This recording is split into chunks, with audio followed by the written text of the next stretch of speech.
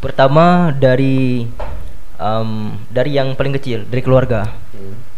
Baik sampai gara-gara masalah pemilu, beda siapa yang akan terpilih, maka rusaklah persaudaraan dalam sebuah keluarga yang kecil. Padahal keluarga yang selalu bersama dengan kita, sedangkan orang yang kita pilih adalah si Atok. Si Atok. Apalagi orang yang kita pilih itu tidak kenal dengan kita sebagai pemilihnya. Yang namun baik tak ada mabih nan.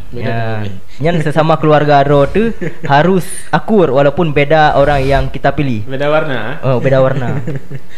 Sedangkan untuk tim yang bekerja di bawah calon pemimpin tersebut juga harus suportif. Jangan merusak properti orang. Itu yang sering terjadi. Jangan merusak properti orang seperti baliho, hajar kalau. Apalagi tahun ini sangat menyayat dari kalau sayang.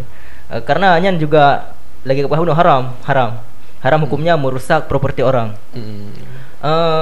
Lu ngerasa yang sudah ditetapkan dalam undang-undang konvensional juga dalam Islam bahwa akan ada denda dalam hukum negara. Begitupun dengan dalam Islam harus membayar. Tak bayu ke dia tim saya segera belum kembali. Yang kali terle. Ya bayu pulang.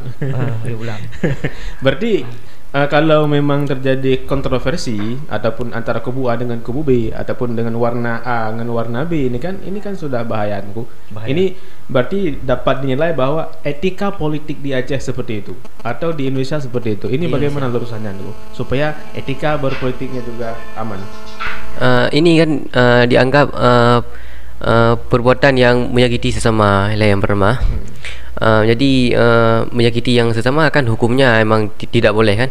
Jadi emang ketika jenis pemimpin banyak dan dari segala macam pemimpin dari segala partai jadi yang seharusnya perbedaan itu emang ada dan dia wajar perbedaan, tetapi bukan gara-gara wujud perbedaan tanyo saling menyalahkan, saling menghina kelompok yang lain gara-gara tanyo tadeng kelompok belah tapi harus kiban benar dengkupkah bersportif. Jadi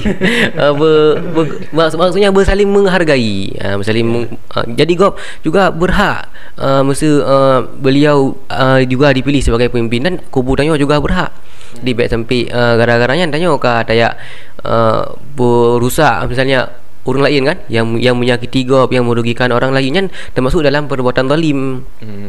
Perbuatan zalimnya harus dijauhi kan. Dan haram hukumnya menzalimi sesama, apalagi tanyo sesama musliman gara-gara tok beda pilihan.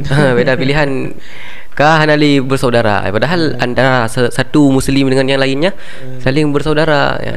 Jadi sangat disayangkan rusak ukhuwah Islami gara-garanya cukup disayangkan, padahal cuman untuk memilih pemimpin tapi kok bisa parah lagi mesti rusak ya kan. Mesti perlu kesadaran diri yang lebih tinggi kan untuk menjaga tayan kan. Baik sampai menan dan paling kurang menghargai dan yang baik sekali menyakiti ada Gop. Tayo berhak memilih siapa saja dan yang suara tayo. Kan. Berarti kalau memang etikanya tidak baik dalam berpolitik, ini kan juga istilahnya masih ada kurang dalam dunia berpolitik ya. Dan ini juga harus dibenah. Iya, oke, baik Tengku dan saudaraku di mana saya berada di studio saat ini telah menunjukkan jam 10 lewat 1 menit waktu Indonesia Barat. Mungkin